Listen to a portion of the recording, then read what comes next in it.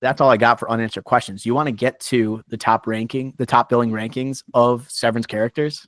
Yeah, and this is like a power rankings, like end of this season, like as of right now, or like how do you want to do it? I honestly, I think you're right. It should be a power ranking that can move. This is the power rankings of characters at the end of this finale, the best characters. And I think we can do a shared list if you'd like. We want to give it a shot. Let's give it a shot. So at your 5, who are you putting at 5? At number 5, I have Irving B on my list. Irving B. Okay, I have him higher. Wow, you have Irving Totoro higher than 5. Okay. I have him at 4. So I have him at 5 because he might be done. You know, that's the thing. Or we were going to get a limited amount of him for the rest of the show. I think he peaked with the Orpo.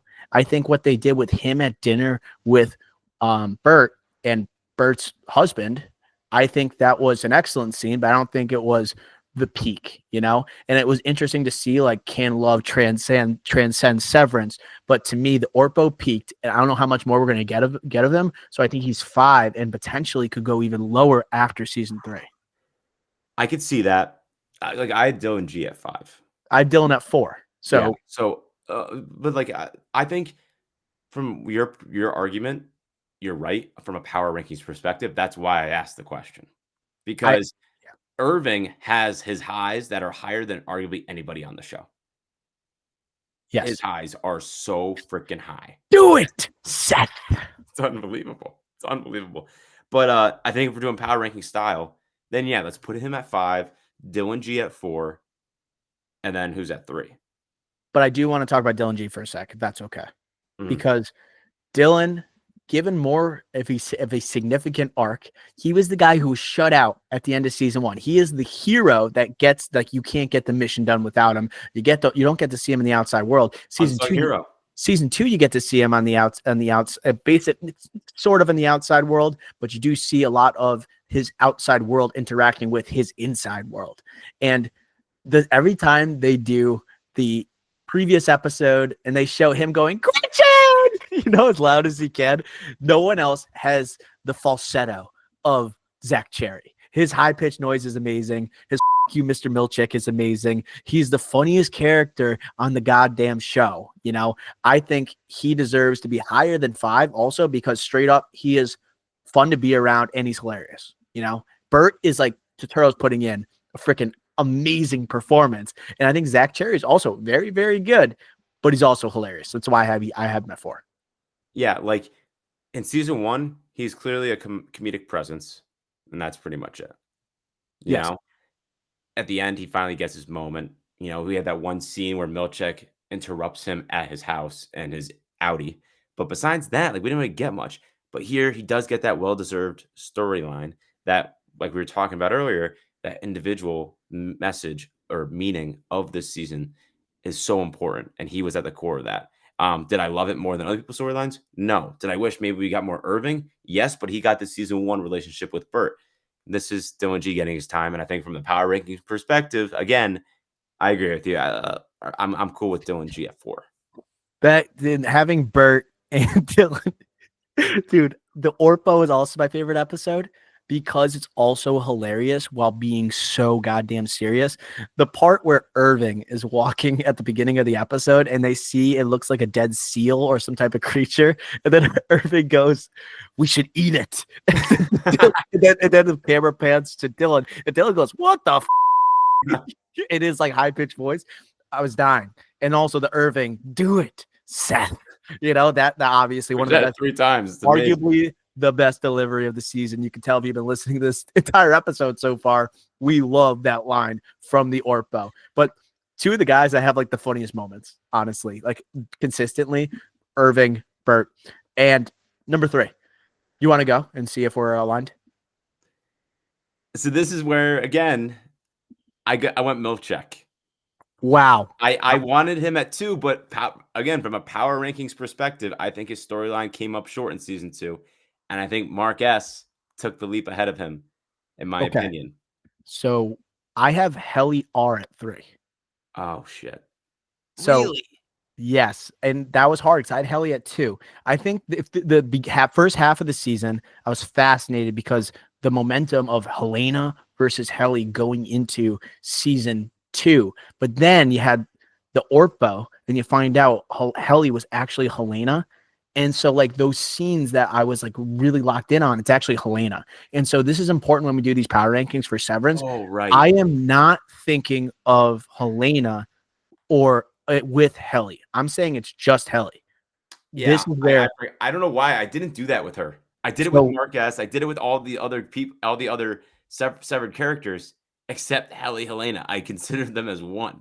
so I think because you don't get a lot of time with Helly, and she has like the amazing moment at the end of this, and she is kind of like the partner in crime or like the partner for the savior that is Mark S. But she was my character to look out for in speaking as a whole, Helena and Helly. That was my character to watch out for after season 1.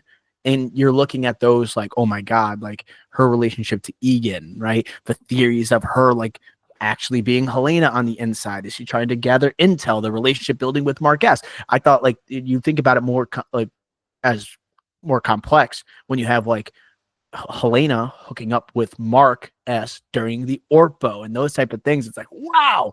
But I think Helly is it's a character easier to root for, obviously, you know. Obviously. Helena has her moments, but she's also an Egan, which makes you naturally not like her as much because Egan is the villain of the show. Like just Egan, the name Egan is the villain of the show. So Helly R, I have at 3 because she's still electric. She's still strong-willed. You see her going at her dad on the outside world. Helly R going at Jamie Egan in the finale. You have her basically saying, I am not Helena Egan. I am against Helena Egan, right? Helena had sex with my boyfriend. I want to have sex with my boyfriend. And then having that scene in this season. I think she's strong-willed, and Mark S is like, that's my ride or die. I don't care how long, Mark Scout, you've known Gemma. I don't care that it's been 4 years. You've been mourning her for 2 years. I have my girl right here, and Helly's a ride or die. She is. She goes against her Audi. She's Severance through and through. She's any world, power to innies all the way. I think Helly R for everything you said, and you have to mention at the end when Marquez and her are holding hands, and she does the look to Gemma. You have to mention that. That was a little bit of Helena because again, like Irving said, Helly R was never cruel. Yeah. That Yes. was cruel. But I watched it again. I know you have Britt Lauer, who plays Helly, and you have Ben Stiller that after for a Q&A after the finale, they say that's Helly. Are they lying to us? I doubt they would lie to us that hard. I think she was kind of just shocked because she had been helping Mark S get his Audi's wife back this entire time, and she had been supporting him through and through. And then I just think that she was kind of just bewildered at the moment that we had worked so hard to get Emma out, and you're really going to throw your life away with her. Yes, we saved Gemma, right? She escaped, rescue mission accomplished, but you're not going to spend time, your Audi person's not going to spend time with the wife that he desires to see and the reason you got severed in the first place, So, yeah, just crazy to me. I think Britt Lauer puts on the best performance of the season. I think she's locked in for an Emmy. I think. I think she was the best. Yes. And that's why, like, I don't know. It's also why because like Helena was playing Helly, so like I never looked at them as separate, but we have to separate them. So I agree with you. I'm good with 3. I think that's the spot then. But let's say we're not doing this. But let's say, we're combining both Audis and Innies. Yep. For this power rankings, I think she's number 1 then. I think she is too, because by the end of this episode, you don't really like Mark Scout. And he is, because of the way he treats Mark S and what he thinks of Innies and the lengths he's going. Obviously, he's trying to get his wife back and trying to get his life back, but how, he's so non-empathetic. He is so non-understanding of the Severance world, and he clearly doesn't care enough about his Innie, and he doesn't respect the life he lives. He gets Helly's name wrong. He calls her Helene, and that really is the moment that makes Mark S raise his eyebrow and makes him say, like, can I trust this guy? Right. And I don't think I would have trusted him either after rewatching this episode. After that, you had to be like, I'm kind of with Mark S. I am kind of with the innie. And it made me more comfortable, or I guess more satisfied with the decision at the end between Gemma or Helly in the hallway. Because Mark Scout came off more like a dick, even though that scene is incredible. The performance is incredible, right? He's better at Mark S than he is at Mark Scout, by the way. Way better as Mark Scout. Mark Scout Mark has S. been a problem this season because the reintegration storyline hasn't been fulfilling, in my opinion. And that was literally half the season with Mark instead of Mark S. And Mark S and Helly R combination. So for me, like Mark Scout before this episode doesn't even sniff the top 5. But after this episode, I was like, he played well. He played the villain well. I kind of liked it. So he sniffed it for me, but still not close. It's Mark S's. This is Mark S's show because in this episode he takes a stand. He's Yeah. like, I have a life. I am not a slave in your body. I am you, just a different version of you. Like I'm literally a human form. I'm a human. Like it doesn't matter. Like you can't treat me like Lumen treats me. And that's why I think Mark S is number 1. But I know I'm jumping now, but I loved Mark S in this episode, and he solidified in the power rankings him at number 1. The exalted victory at Cold Harbor, like painting, it was him as the hero or like the messiah, the savior figure of Lumen. But really, he is the savior for innies. That's what he is, and and he is the chosen one. He is. It is taken like a Christ-like Messiah, at like for innings, the savior. But this is where it gets interesting because if I was going power rankings and the guy who's just taking the world by storm, I actually had Milchick at 1, but I can't. I get it.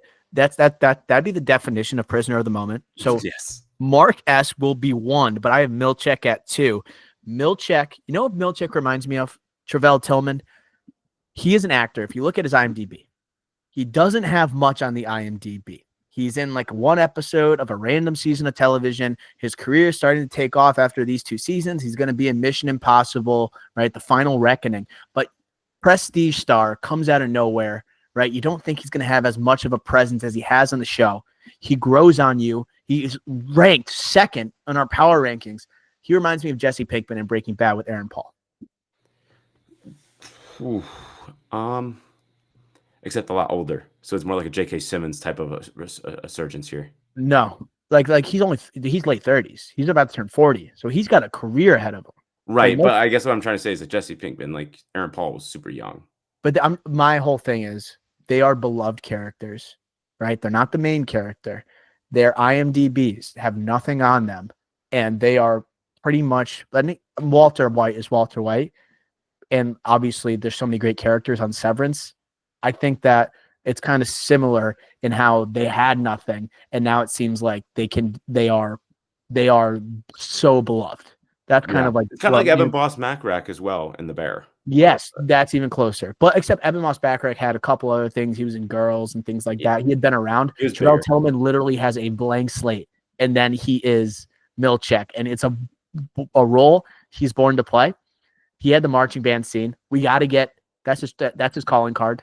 Dancing sequence in every season of Severance.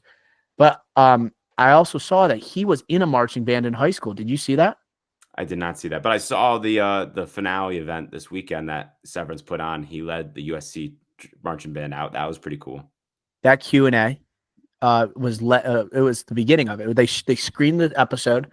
Then here comes Travell Tillman with the marching band, and then they did the Q&A. This guy is going to be massive. I think this guy is going to be in everything now. And I think that that dance move, the shimmy, right? The shoulder, it's the Milchick shimmy. That's going to be the move of the summer. You're going to see like college kids at the bar, beach bars, and they're doing the Milchick shimmy. You know that guy who does the dance move with like the aggressive shoulders, the old man, who goes like he looks like Jose Mourinho. We need that guy who looks like Jose Mourinho to do the Milchick shimmy. And then boom, viral. We need like how like the cranberry TikTok was big, We need that guy to do like a TikTok of the milk check shimmy. Yes, and Milchek, a complete arsenal of dance moves. Like it is absolutely electric when you go from season one. He does like the mini shimmy, the head shake. He has it all. He has the white gloves. He has the cane, or like marching stick, whatever you want to call it. He is in his bag. And also, he is a guy, you can just tell he's so much style, dude. Like in the Orpo, when he shows up with that white outfit, it's jaw dropping. You're like, Dude, I oh, told you I want to be check. that for Halloween. Check. Like absolutely bringing it. And I will say, Milchek might also be number two rather than number one. He has all the momentum. He's got like the fire emoji next to his name on the second place in the rankings right now, but he sucks at his job. He is really bad at his job. So therefore, you can't be number one, right? That's why Mark S is number one, because he is the savior at Lumen, because he is someone that's relied upon for Cold Harbor. He's also the savior of the entire show. And then Milchek, he is the most entertaining character to watch. Not necessarily the most funny, but he's the most entertaining when you think Devour Feculence, right? When you think about him with the paper clips, you think about him going up to Drummond, and having the stare down. Think about his increased arc this season, but he cannot keep control of the severed floor. He absolutely sucks at his job. He will not be, he should really, I'm not kidding, be at CNM. He should be transferred. Totally agree. And I think, like you said it there, I think just like the one thing where it's like he got a huge story arc here that's unfulfilled. Like think about like all the racial implications here, like with the portraits on his promotion, when he confronts Natalie about it, saying, "Did you receive the same things? How did you feel?" And Natalie is very like scared to answer and does not. Um, we get a lot, and we get a lot without an ending, where the ending is literally him at the end, the same as end of season one, where he's locked in somewhere or locked out of somewhere from Dylan G. So he sucks at his job. You feel bad for him because of that kind of meaning behind the story arc a little bit, but we never get a finished arc. And that's kind of tough over a 10 episode season of television. It's hard when he is screen time wise, he's up, like top 5 for screen time this season. So it's tough to kind of have that. That's why he's not my number one either. He's entertaining as hell, but Mark S completed his arc in this episode. Milchek just captures you in moments. And after the meeting, the exit interview he has, the performance review with Drummond, and him go and basically stopping Mark in the elevator before he goes down. And when he's talking about, did you tell your innie you Helena? Like they had that moment also. God damn, he's electric. Even the moment in this episode before the marching band when he's talking to the animatronic Kier, Egan, I was like, funny. I was like, damn, let's go. That animatronic Kier, do you think someone is typing what Kier would say? Do you think it's a piece of AI that's talking? I thought it was like AI. That's what I was thinking. Yeah. Okay. Well, that's our 5. So let's just go through it again. Irving B, number 5. Dylan G at number 4. Helly R at number 3. Seth Milchek at number 2. And then Mark S, number 1. Right? So those are our power rankings right now.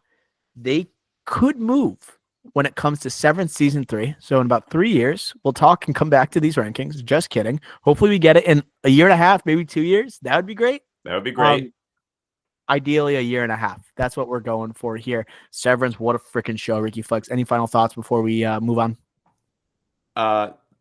So back when the show came out, season 1, and we did best TV shows of the year, I had Severance at 2 behind The Bear season 1. And I said it was close, but I'm putting The Bear ahead of Severance. Now, after 2 seasons of Severance, I think it's made the jump of consistency similar to The Bear season 2, where it's like, this is one of the best shows on television. And it's interesting, where do we get 3 seasons of Severance? Do we get 4? We know for The Bear, we're going to get 4. But June for The Bear is massive to keep that title, that belt. Because I think if you do power ranking style, Severance has the belt right now, right? A best show on television. But will The Bear take back the belt, come back with a vengeance after the kind of a lackluster ending to season 3 and say, no, this is our belt.